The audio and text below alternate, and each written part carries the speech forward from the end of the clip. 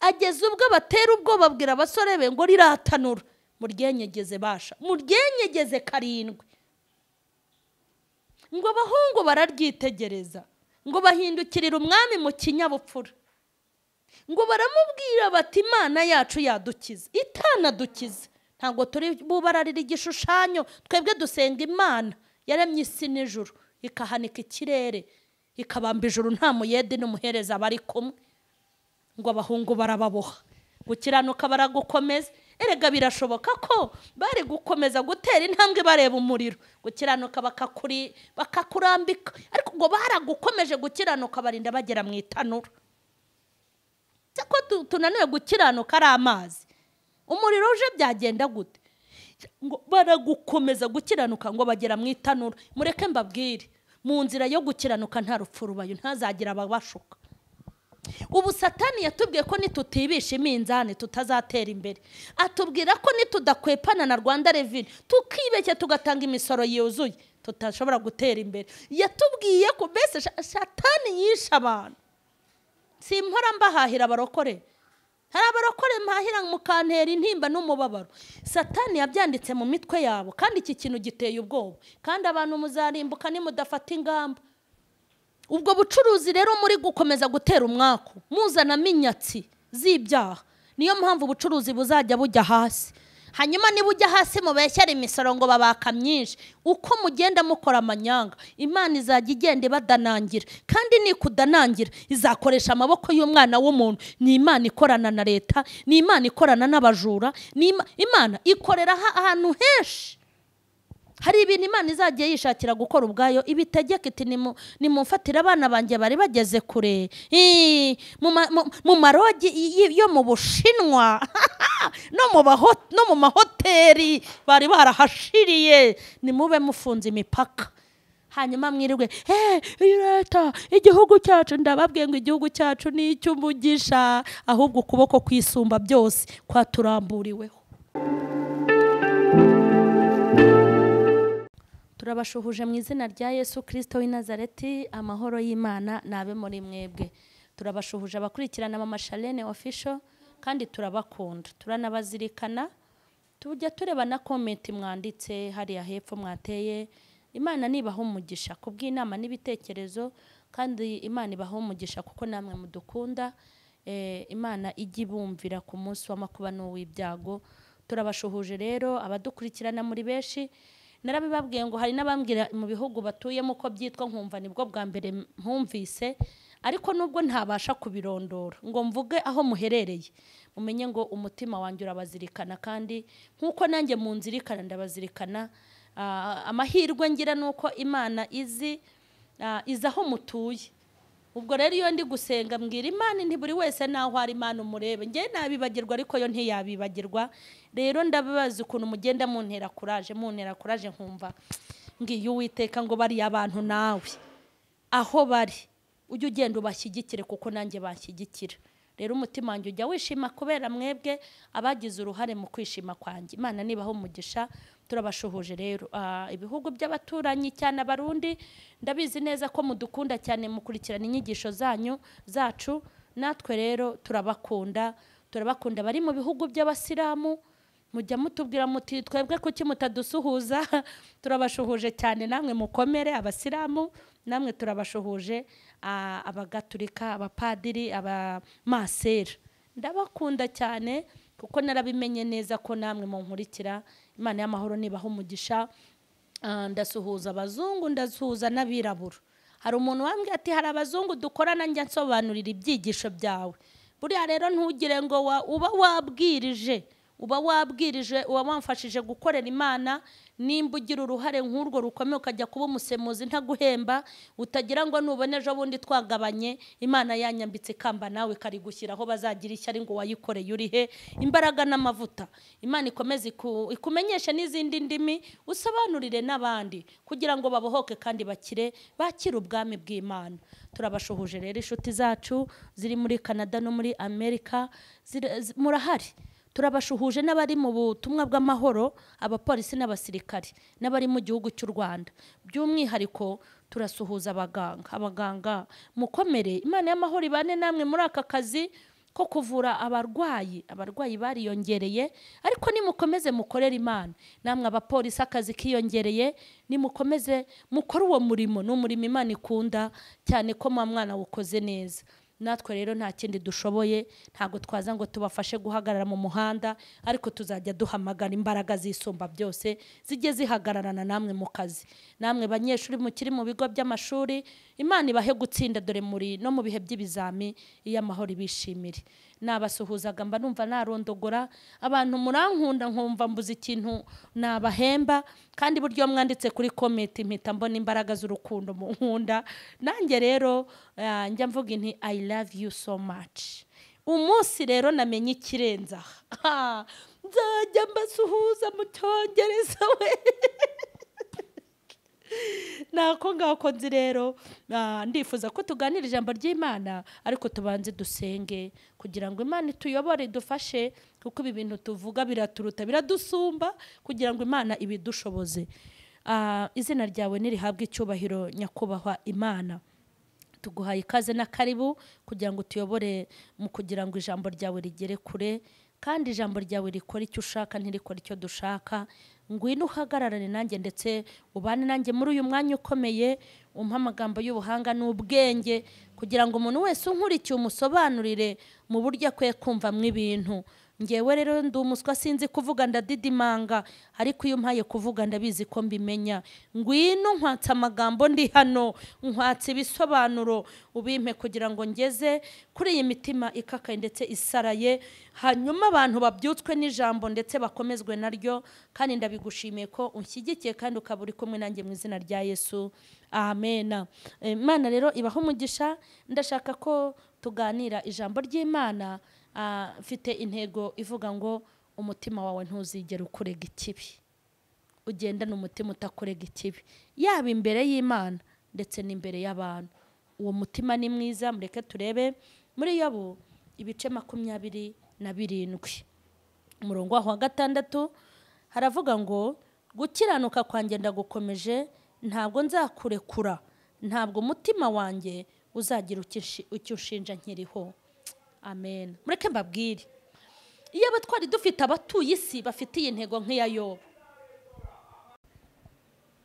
gukiranuka, mureke mbabwire, haleluya, iyo abatwari dufite abagore bafite uyu mutima n'iyi ntego nk'iya Yobu, iyo abatwari dufite abakobwa bafitiye intego, iyo abatwari dufite abashumba n'abapasiteri ba bishop n'abapotre bafite intego nk'iya Yobu, iyo abatwari dufite abavuga butumwa bafitiye intego ndetse bafite uyu mutima, iyo abantu bariho muri iyi si, iyo abakristo dufite bari bafite uyu mutima ngo ntago nzemera kugira umutima undega ikibi, ngo kandi ntago nzikuraho kuba inyangamugayo, ntago nzabirekura. N'aya magambo shaka ko tuganira, kugira umutima utakurega ikibi. Mana ishimwe cyane. Uyu mugabo ndashaka kugenda nzamuvugaho byinshi Yobu, kuko ni umugabo w'intangarugero muri Bibiliya. Ni umugabo wahuye n'ibikwazo, yahuye n'ibibazo, ahura n'ibigeragezo bya bindi bikomakomeye, apana twatundi tworoshye, ariko gukiranuka ndetse no gutsinda bikomeza kuba imbere ye. Yaharaniye gutsinda agera kuri finale. Kandi reka nkubwire, hari abantu benshi bazi ko kugira amanyanga ari byo biteza umuntu imbere. Hari abantu bazi ko ubucakura n'ubucabiranya ari byo bishobora gutuma umuntu azamurwa mu ntera. Hari abantu bazi ko inzira za gobyori zo kwirwanira no kuva ku Mana tukareka gukiranuka ari byo bituma tubaho. Ngewe narumiwe, abantu bo bunda batinya. Hari ikintu nashakaga kugurisha kimwe, umuntu arambwira ati icyo kintu nimba ushaka kukigurisha ugabanye uburokore, ugabanye uburokore kuko biragenda gutya na gutya na gutya baduhe menshi. Ariko mureke mbabwire, amafaranga menshi nagura ubugingo asate, amafaranga menshi nagura umutima wo gukiranuka uciriye Imana utandega ikibi. Ntago ayo mafaranga, nta mafaranga aruta umutima uciye bugufi kandi wubaha Imana, kuko uyu mutima niyo mpamvu n'abawufite ni bake. Uyu mutima ni imari.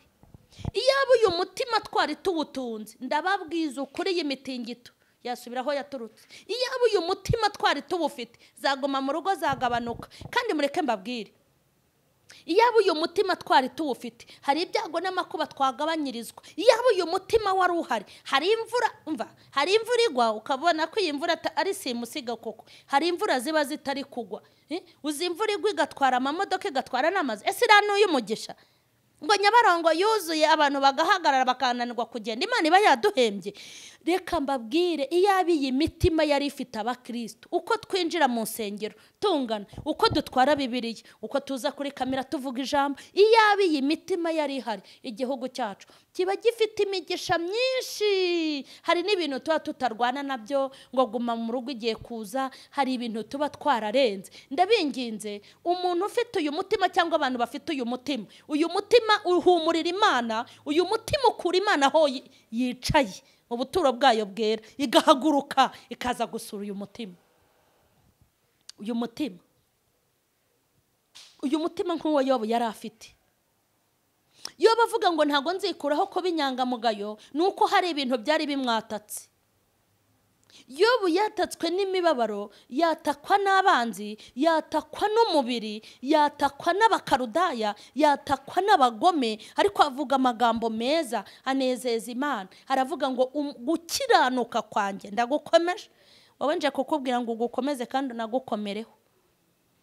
kubera iki? ntabwo Satani ajya yifuza ko dukiranuka, kandi impamvu Satani atifuza ko dukiranuka ni uko azi neza ko Imana ikunda umukiranutsi.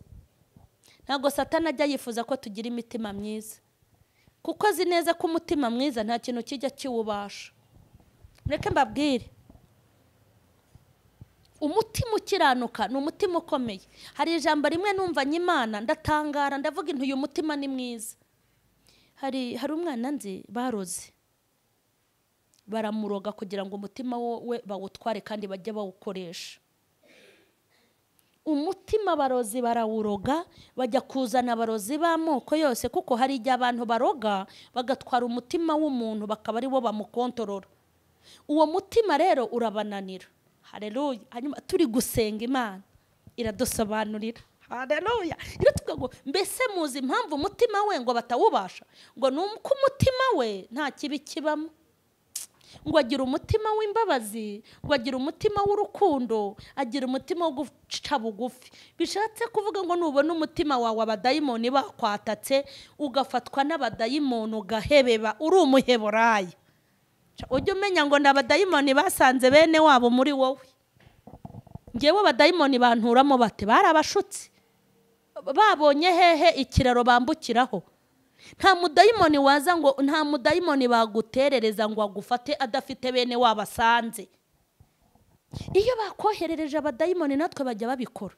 bajya bohereza abadayimoni bakabatongera b'ibintu runaka, agenda amere gutya, ahinduke gutya. none ngewe ntarabacumbikiye ngo baze gusura bene wabo, nibaza bahabasaga ati karibu karibu, ntago bashobora kunyinjiramo. hanyuma nubona abadayimoni bakubiza urufuru bakakuniga, ugahebeba nk'ihene kandi ufite Bibiliya, uzagende wisuzume ntari kumwe nawe.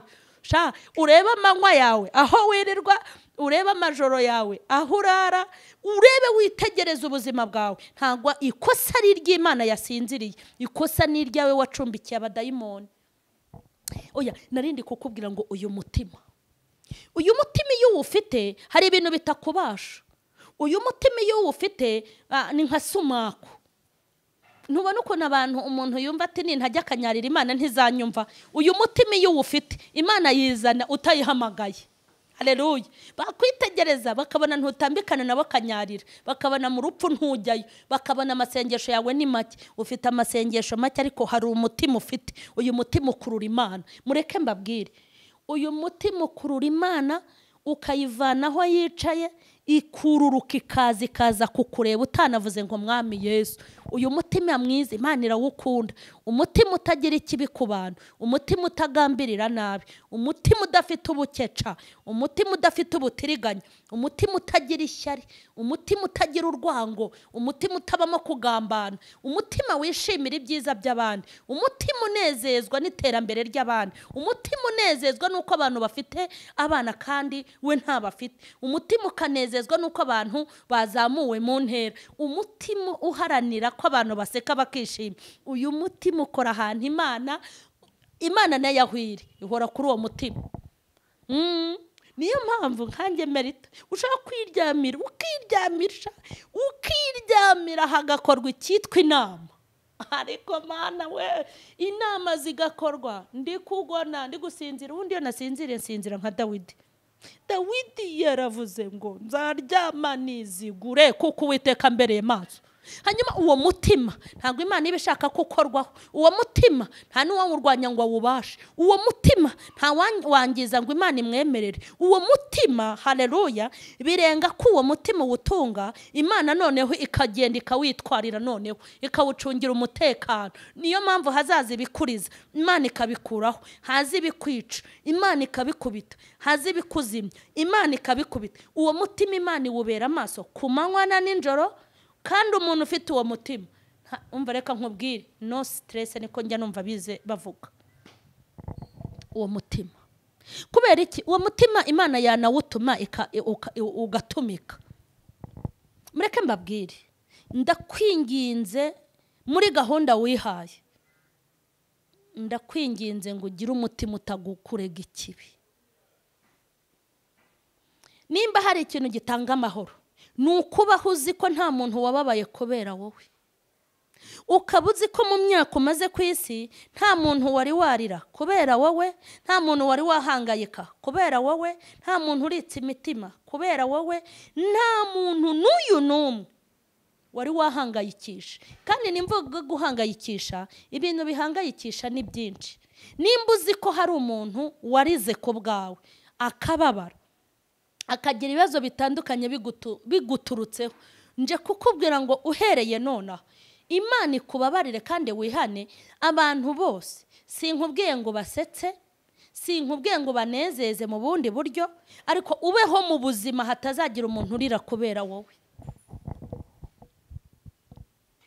Yobu avuga amagambo akomeye, aravuga ngo ntago nzikuraho kuba inyangamugayo. Abantu benshi bataye ubunyangamugayo, abantu benshi babaye bampemuke ndamuke.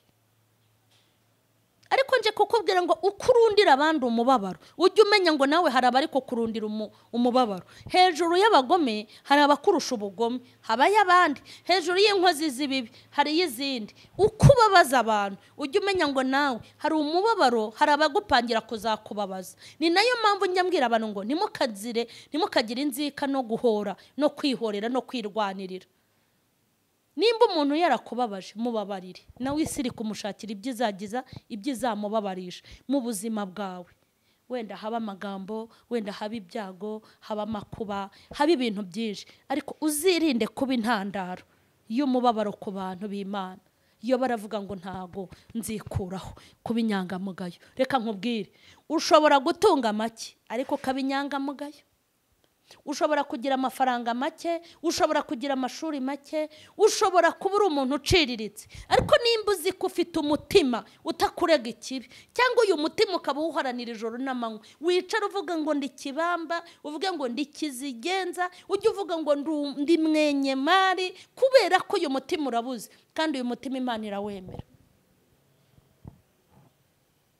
Gukiranuka, aravuga ngo kandi gukiranuka kwanjye ndagukomeje. Hari abagabo bakomeje gukiranuka kwabo. Reka mpere kuri Yobu. Yobu yakomeje gukiranuka, yarateye ubwoba. Yobu aburira abana be rimwe, abana 10 arababura. Gukiranuka aragukomeza. Yobu abura ubutunzi yari afite ari umukire. Gukiranuka ko aragukomeza. Yagukomeje mu byo yakoze, agukomeza no mu byo yavuze. Hari igihe umuntu agumana gukiranuka ku magambo, ariko mu bikorwa gukiranuka kukabura. Yobu hari amagambo meza yavuze. Yaravuze ngo namvuye mu nda ya mama, nambaye ubusa, nzasubira no mu nda y'isi nta kintu nambaye. Aravuga ngo Uwiteka niwe wabimpaye kandi ni nawe ubyishubije. Umugore wamubwiye ngo yihakana upfe, avuga amagambo yo gukiranuka. Yaravuze ngo uvuze nk'umwe wo mu bagore b'abapfapfa. Aravuga ngo mbese mu kuboko k'Uwiteka havamo ibyiza bitagira ibibi. Haravuga ngo Uwiteka ibi byose agize gute ni ubizi. Gukiranuka kwa Yobu agize ate? Haragukomeza, agira amagambo y'ihumure. Kandi ufite amagambo y'ihumure buryo uhumuriza n'abandi, kuko hari n'abakwaka ibyo utagira. Hari igihe umuntu akubabaza ukamubwira utari kwampaye amahoro. Agwa amahoro se warayagira? Ariko wampaye agahenge. ariko wambabariye nawe ntiyibabariye. Ariko nje kukubwira ngo witungira umutima ugize gute, umutima utakurega ikibi. Kandi uyu mutima ukurega ikibi, umutima ukurega ikibi, ni nayo mpamvu buryo ubura amahoro. Nge hari umuntu wigeze mbwira ngo nta mahoro afite musengere. Kandi ijambo nasomye ni ijambo rivuga ngo nta mahoro y'umunyabyaha ni ko Uwiteka agira gute avuga. Ntabwo ijambo rivuga ngo nta mahoro y'udafite amafaranga, nta mahoro y'uyabuze. Ntabwo kuburanya inzu bibuza amahoro. Twagiye tuyabura banaduta hanze muri 2016 cyangwa na 7 bantaye hanze. Hoya, ntabwo ubukene bubuza amahoro, ahubwo ubukene bwo mu mutima nibwo bubuza amahoro. Kimwe nuko ubutunzi budatanga amahoro, ahubwo ubutunzi bw'umwuka n'ubugingo nibwo buzana amahoro. Gukiranuka kwanjye ndagukomeje. Mureke mbabwire, icyampa abakirisitu gukiranuka tukagukomeza. Saduraka gukiranuka yaragukomeje, mbega abana b'abahungu we na bagenzi be 3. Ngo umwami yaravuze ngo nimutacyubararira murapfa. Ageze ubwo batera ubwoba babwira abasore be ngo riratanura, muryenyegeze basha, muryenyegeze 7. Ngo abahungu bararyitegereza, ngo bahindukirira umwami mu kinyabupfura. Ngo baramubwira bati Imana yacu yadukiza, itanadukiza. Ntabwo turi bubararira igishushanyo, twebwe dusenga Imana yaremye isi n'ijuru, ikahanika ikirere, ikabamba ijuru nta muyede n'umuhereza bari kumwe. Ngo abahungu barababoha, gukiranuka baragukomeza. Erega birashoboka ko bari gukomeza gutera intambwe bareba umuriro, gukiranuka bakakurambika, ariko ngo baragukomeje gukiranuka barinda bagera mu itanura. Ariko twebwe no gukiranukira mu mazi byatunaniye, so bitanura niriza bizagenda gute? Imyuzure y'ibibazo n'ibigeragezo. Burya amazi n'amazi, ariko umuriro we ni danje. Ese ko tunaniwe gukiranuka ari amazi, umuriro uje byagenda gute?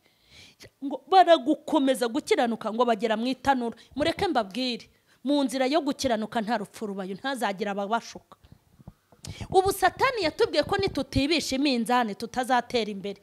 Atubwira ko nitudakwepana na Rwanda Revenue tukibeshya tugatanga imisoro yuzuye tutashobora gutera imbere. Yatubwiye ko bese Satani yisha abantu. Simpora mbahahira abarokore, hari abarokore mpahira mukantera intimba n'umubabaro. Satani yabyanditse mu mitwe yabo, kandi iki kintu giteye ubwoba, kandi abantu muzarimbuka nimudafata ingamba. Satani yatubwiye ko nitutabeshya tutazaba i Kigali. Atubwira ko nitutabeshya tutazacururiza Matewusi. Yatubwiye ko nitudashyiraho itekamitwe tutazabasha guhangana n'imisoro. Ariko reka mbabwire, mwaritegereje mureba ukuntu Imana ya Isiraheli igiza gupima ibyo twibwira n'ibyo dutekereza, hanyuma imfatiro twubatse z'ubucakura n'ubugegera Imana ikazinyaganyeza ikatubwira iti genda ube wicaye mu rugo ujye ucuruza 3 mu cyumweru, ngo ni leta yabishyizeho. Sawa, kuko mutaramenya ko ari ukuboko k'Uwiteka kwabikoze, mugahora mubeshyera ngo ni leta ibikora. Na n'iyi saha Imana izakora ibindi paka mwemeye ko ari ukuboko twaramburiweho n'Imana. Kandi nta bugome Imana ifite, nta n'ubugome dufitiye. Ifite umutima mwiza wo kutugorora. Muhore gucuruza ngo nutabeshya. Ntabwo abacuruzi bagomba kubeshya, tugomba kuvugisha ukuri, ndetse twamara no kuvugisha ukuri ubundi tukabwira Imana ikaduha abakiriya, ikagura n'ibikorwa byacu. Ariko abantu mumaze gukora ibyaha, mumaze gukabya, by'umwihariko abarokore. Harahonje mu kikozi Imana ukuri ujye udusegererega ibihe ntibyoroshye. Nje kukubwira ngo ibihe se ubundi bizoroha. Mpagaze imbere y'Uwiteka Imana ya Isiraheli, ibihe byo mu minsi y'imperuka ntago bizoroha, ahubwo bizakomera. Ariko mbibutse ko turi mu rugendo.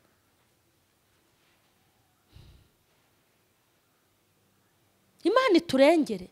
Abantu bubatse ibikuta barabyubaka by'ibyaha, barabyubaka sha babisiga babikumva. Mwarabyubatse, mubyubakisha beto, mubyubakisha makaro, murabyubaka ibikuta by'amanyanga kugira ngo mubeho, mubishyira hari ubundi murabyeza, murabyubahagira, murabisiga. Ariko nje kukubwira ngo Yobu yaravuze ngo gukiranuka kwanjye ndagukomeje. Ubwo bucuruzi rero muri gukomeza gutera umwaku, muzana minyatsi z'ibyaha. Niyo mpamvu ubucuruzi buzajya bujya hasi. Hanyuma niba ujya hasi mubeshyara imisoro ngo babaka myinshi, uko mugenda mukora amanyanga, Imana izajya igenda ibadanangira. Kandi nikudanangira izakoresha amaboko y'umwana w'umuntu. Ni Imana ikorana na leta, ni Imana ikorana n'abajura, ni Imana ikorera ahantu henshi. Hari ibintu Imana izajya yishakira gukora ubwayo, ibitegeka iti nimumfatira abana banjye bari bageze kure mu marogi yo mu Bushinwa no mu mahoteli bari barahashiriye, nimube mufunze imipaka. Hanyuma mwirirwe leta, igihugu cyacu, ndababwiye ngo igihugu cyacu ni icy'umugisha, ahubwo ukuboko kwisumba byose kwaturamburiweho. Kimbabaza nuko tutabizi ngo duce bugufi nk'ab'Nineve, turire tuboroge nk'umwami waho ibintu yakoze. Yaravuze ngo nimuze dusenge kugira ngo Uwiteka ahindure ibibi yari yaratuvuzeho. Ngo barasenga, ngo n'imikumbi barayizirika, ngo ububyiniro barafunga, ngo barataka, ngo Uwiteka bitegereje, ngo abone ukuntu baciye bugufi. Aravuga ngo ikiganza cyanjye cyiza nicyo kibaramburiweho.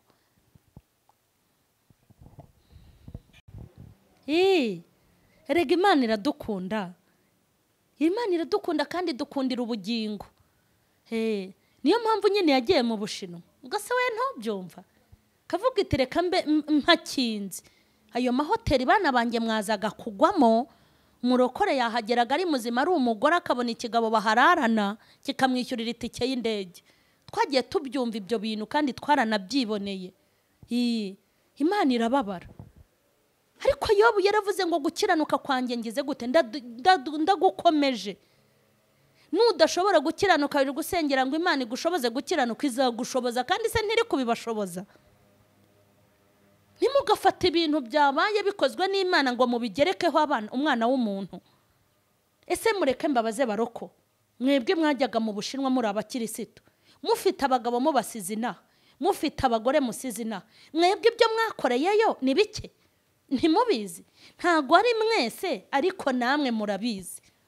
None Imana yakinga Ubushinwa kavuga iti nimwe muheze mu Rwanda, urajya gukambya impanga urakare, ihangana ahubwo umenye impamvu ikwicaje. Iyo Matewusi yawe, iyo komerisiare yawe wirirwa gukangisha Imana, nikubwira iti mujye mujya ibihe byo gucuruza, wirakarira umwana w'umuntu. Kuko ahantu hose Imana irahinjira. Nudashobora gukiranuka ngo gukomeze, Imana izagufasha nyine ugukomeze. Ubu abantu bacumuriraga se muri ayo mahoteli, hari ubwo kibacumuza. Imana niturengere gukiranuka kwacu tugukomeze.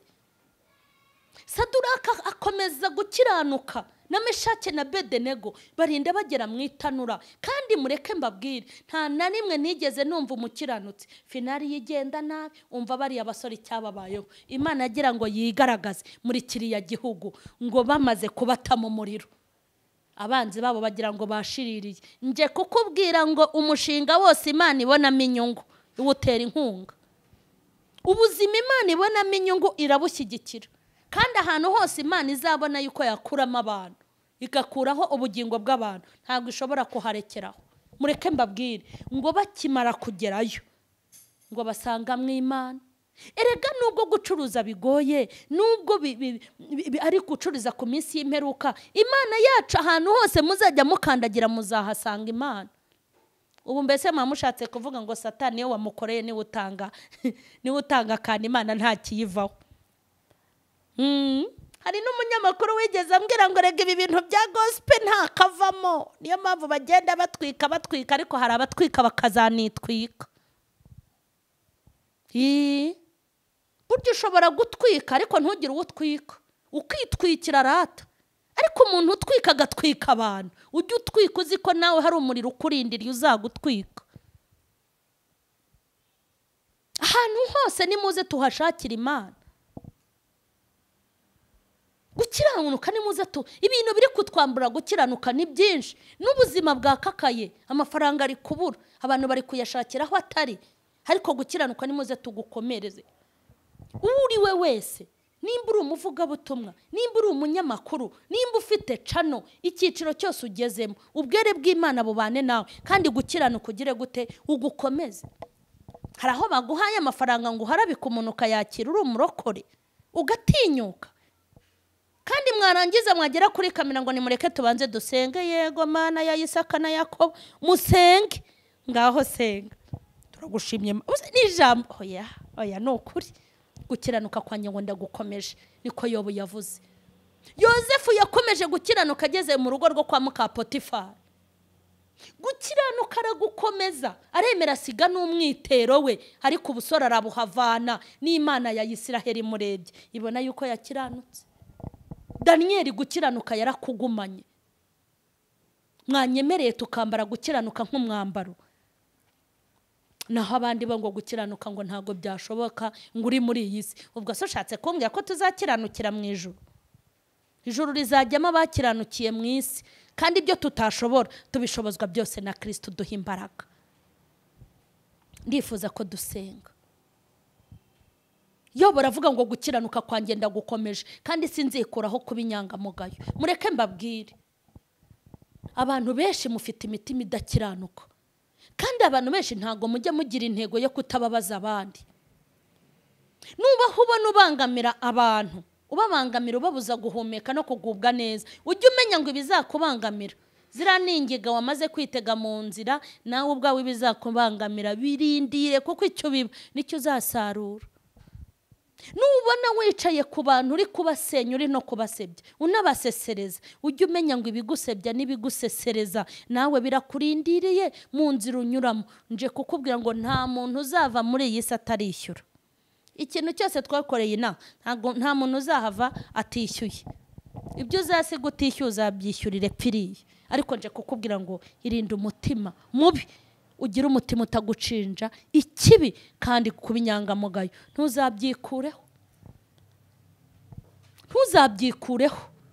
Naho waba inkundamugayo ugatera imbere, iryo terambere rizarorere usigarane ubunyangamugayo. Kuba inkundamugayo ukagira amafaranga, ayo mafaranga azirorerere usigarane ubunyangamugayo.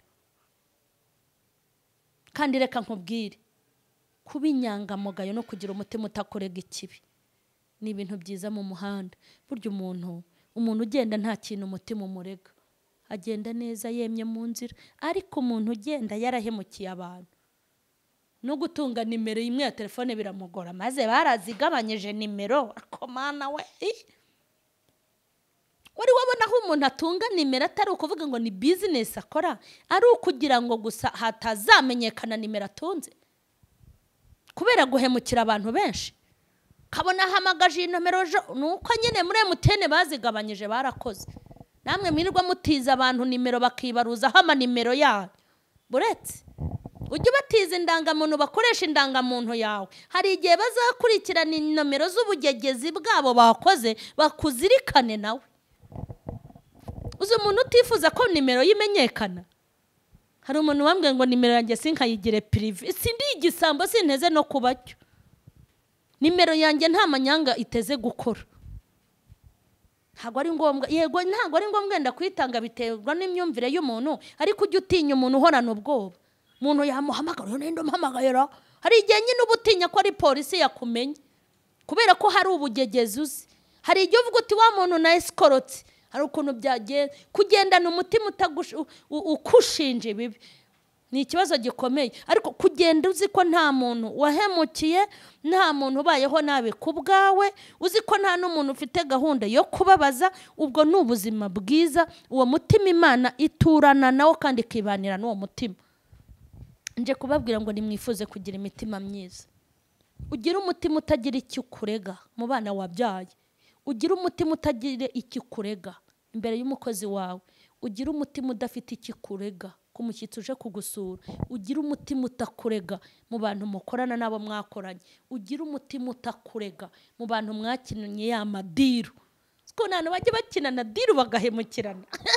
Ari umuntu wamemukiye kandi twarandikiranye n'ukuri pe, twarandikiranye n'ukuri, yarayariye pe, yarayariye, arayarya n'inyandiko ndayimwereka arayarya, kandi n'ubu mikoro ntiyayishyira hasi, nta n'ikintu bimubwiye. Urumva uwo mutima ni danje. None hano umuntu wicara akavuga ati ngewe ntabwo umutima ucira urubanza. Nimba uzi kugira umutima utajya ukwereka ngo wakoze nabi, ujye umenya ngo wamaze gupfa ntabwo ukiri muzima, ariko tugendana umutima utakurega ikibi. Uzi kugira umutima utagira icyo kurega mu itorero usengamo, uzi kugira umutima utagira ikintu kurega mu gihugu ubayemo. Haleluya. Uzi kugira umutima utagira ikikurega mu bo muvugana nabo ku matelefone, uzi kugira umutima utakurega ikibi mu bantu bakugurije nabo wagurije. Vuga ngo ni danje nyamara uyu mutima. Abantu bafite amadosiye y'ubuhemu, ugasanga abantu bambuye abandi amafaranga barabaheza, kandi akaguheza atarayabuze. Wamubwira uti ndajya muri polisi, barakubaza inyandiko, wayibura ukagira utya. Ariko Imana byandikiwe mu biganza by'Imana. Abantu mwagiye muhemukira, abakozi mwagiye mwirukana mutabahembye,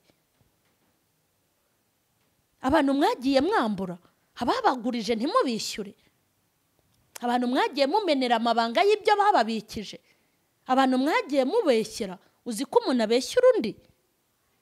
Abantu mwagiye mushyirishamo, abantu mwagiye mwemerera ibintu ntimubibahe. Uzi ko umuntu akwemerera inzu yo kubamo ugatangira kwitoza ukuntu Yesu mwami ko mama. Ariko rero nambe n'uwo muntu nibura aba yarakwijeje ibitangaza by'ibyiza. Tugiye gusenga, Imana ni kurinda umutima mubi. Uwo mutima rero mubi abadayimoni barawushobora kuwutera uburwayi bwa hato na hato. Biraborohera, n'abazimu bajya mu bandi, kukoherezaho ibitero by'imyuka mibi biroroha. Ni nko kunyura ku makaro, kukugeraho biroroha. Ariko umutima udatunze ikibi, abadayimoni bajya babasha uwo mutima. Tugiye kwisabira umutima mwiza nk'uwa Yobu, kandi duhorane intego nziza. Oya bazajye bababara basi bigutunguye, uzabahemukira utabigizemo uruhare. Kandi nunahemuka ujye uhita uca bugufi, ujye wiberaho mu buzima udafite uwo ubangamiye. Oya ntugasazane ubugome. Nugera mu myaka yawe wifitiye, ujye ubarabo mwabanye n'abakugendereye, urebe ko hari uwo waririye ideni uzamuhigura imwishyure, uzarebe ko hari uwo waharabitse uzamusaba imbabazi, uzitegereze ubigenzure, urebe ko hari uwo wahimbiye, uzibereho mu mutima utakurega ikibi. Mwami Imana yacu, turakubashye kandi turagushimye. Ugira neza bugacya bukirura umukozi w'umuhanga. Uri igitare cyisungwa n'amahanga, uri ntihemuka mwiza. Turakubashye tugucire bugufi Imana. Ngushimiye ijambo ry'umugisha n'umumaro. Ndasenze kugira ngo abantu bawe badukurikiranye bose mu izina rya Yesu aka kanya ubahe imbaraga zo gutunga imitima myiza. Ubarinde imitima ibarega ibibi. Hari abagize iyo mitima bababambuzi, hari abandi bafungishije abandi, hari abantu bafite iyi mitima bagiye kwica abandi, hari abafite iyi mitima bariza abandi. Ndasenze kugira ngo umuntu wese uguciriye bugufi umweze, kandi ugusaba imbabazi umubabarire. Dukeneye imitima myiza, dukeneye kugira umutima ukurura Imana. Haleluya. Umutima uguhamagara mu buturo bwawe bwera, ukururuka ukaza kudusura iwacu, ukururuka ukajyana natwe mu muhanda aho tugenda, ugaturana natwe aho dutuye. Umutima ugukurura ugushaka niwo dushaka gutunga. Ngaho shyigikira bumvise iri jambo, buri wese ahindurwe n'imiburo yawe. Ureka ikibi wese umwigarurire, kandi uguhamagara umwitabe. Ndagushimye ko ushyigikira ijambo, ubu butumwa urabuherekeje kuri inzitizi zatuma butagera aho bwagenewe, ubuherekeresha imbaraga n'ubushobozi. Haleluya. Ndagushimye, icyubahiro n'ikibi cyo ni mu izina rya Yesu. Amen. Amen. Imana nibaha umugisha, mukomeze kugubwa neza n'ijambo ry'Imana, kandi mukomeze gusangiza abandi ibi biganiro, kugira ngo aho wahagiye n'aho wahembukiye n'abandi nabo bahembuke. Twagura ubwami bw'Imana kuko inaha tutazahagera. mbifurije amahirwe masa yo gutunga umutima ukurura Imana. Amen.